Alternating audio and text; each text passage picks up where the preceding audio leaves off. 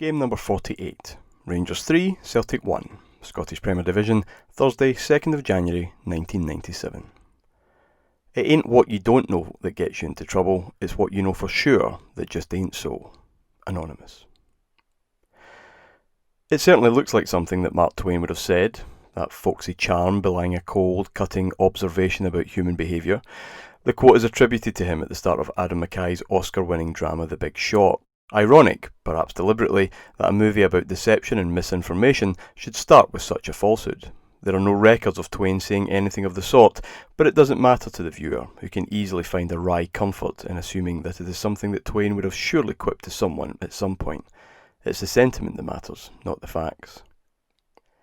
Eventually, Scottish football historians will be able to establish the last time Rangers won an Old Firm game without decision-making by the match officials being reported as being the deciding factor. It certainly wasn't the New Year fixture of 1997, just as the 9-in-a-row epic was reaching its conclusion. With Rangers 2-1 ahead and only 4 minutes left on the clock, the ball was nodded down by Phil O'Donnell into the path of Georges Cadet, who smashed it past a stationary Andy Gorham. Sadly for him, Gordon McBride's flag was already up for offside and the goal never stood. Cue hysteria. Why the reffing hell was this goal disallowed? Bellowed the Scottish Sun the following morning, for some reason omitting the question mark. Phone-in shows were alive with complaints of bias, conscious or otherwise. Celtic had been denied a title because of this decision.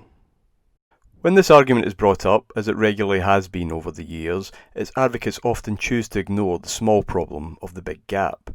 Rangers went into this game 11 points ahead, although Celtic had 2 games in hand. Neither side were able to generate a large winning run during that pressure cooker season.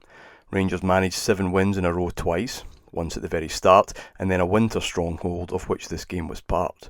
And Celtic's best effort was 6 on the spin, following this game, when the pressure had been somewhat lightened. Twice that season they were handed encouragement when Rangers dropped points before Celtic next played, but couldn't capitalise on either occasion.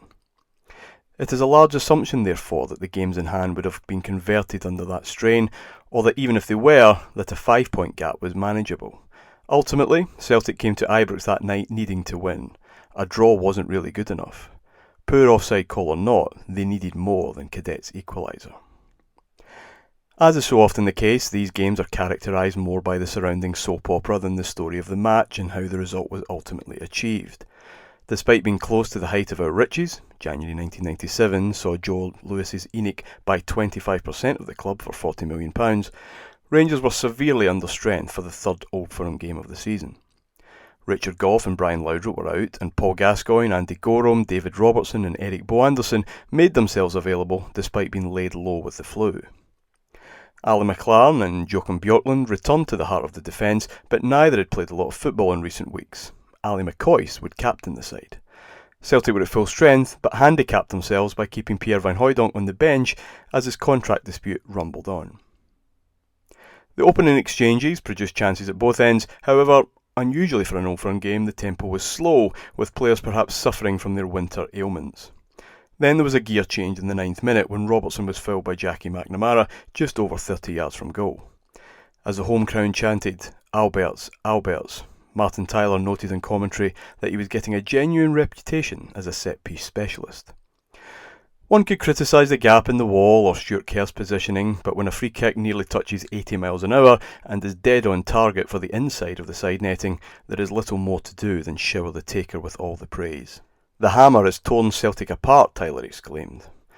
Jorg Alberts would go on to score 8 times against Celtic. He had set the tone of this game and his Rangers career in thunderous fashion. The game became more alive as the pace increased. Fouls mounted up, which meant both sides could work each other from set pieces.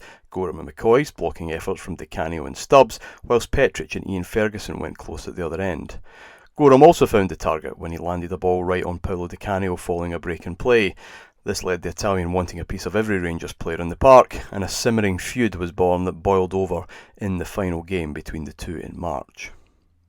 Tommy Burns relented and brought on Van Hooijdonk to replace Simon Donnelly 8 minutes into the second half, and the impact was almost immediate as he forced another incredible stop from Gorham to add what was becoming a personal duel between the two, stretching back to November 1995.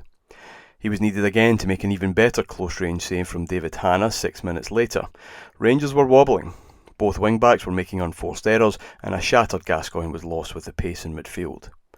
Eventually, Smith made a change when he replaced him with Charlie Miller in 66 minutes, but it didn't prevent the equaliser that all on the ground must have felt was becoming inevitable. Tom Boyd was able to run freely at the Rangers' defence, Cadet and Van Hooijdonk linked up nicely in the penalty area, and Di Canio was left in space to fire home an effort that even Gorham couldn't do much about. "At that point you're taking a draw," recalled Alan Marshall. "Let's not kid ourselves, it was just wave after wave and we were fearing the worst. Everyone was getting tetchy from the start of the second half, and now that had developed into something worse. Even though we'd previous for rope-a-dope, like in the November game, there just seemed no energy left in the tank." The next 10 minutes, however, perfectly encapsulated the major weakness in that Tommy Burns side. Celtic had most of the ball, but, with Rangers reeling, couldn't produce a single chance during that dominant period. Dangerous and threatening when chasing a lost cause, nervous and impotent when the chance to cut down their nemesis was begging. Smith moved and Burns reacted. Off came McCoist and Craig Moore, on entered Peter Van Vossen and Eric Bo Anderson, while Celtic brought on the attack-minded Andreas Thom to replace Alan Stubbs. Yet again in this match, the impact of the substitutions didn't take long in coming. The newly formed Celtic defence, which now included midfielder David Hanna, engaged in a game of head tennis on the edge of their own penalty area, and when McNamara couldn't gain control from a weak Brian O'Neill header, Alberts could, and he slid in Bo Anderson. The Dane had work to do, but kept his cool perfectly, with a first-time finish to put Rangers into the lead. If it was another cat-and-mouse special from Smith, then it was an opportunistic one. This was Celtic's own doing. They were in control of the game and responded to the Rangers' substitutions by needlessly overloading an attack and sacrificing the shape when they needed it most. Cadet's goal 3 minutes later was another example of piercing the lines when there was nothing to lose. After Paul McStay blasted an effort so high over the bar that it would have cleared 2 sets of goals standing on top of one another, Rangers counter-attacked in a very controlled and familiar fashion. It was Bo Anderson again who would show a canvas in front of goal, so out of place in the middle of the mayhem, but had the stamp of Alberts all over it, from his punishing run and then a perfect pass. There was an outpouring at Ibrox. A draw would have given fans great confidence in getting over the line to the 9, a win felt like it was a certainty.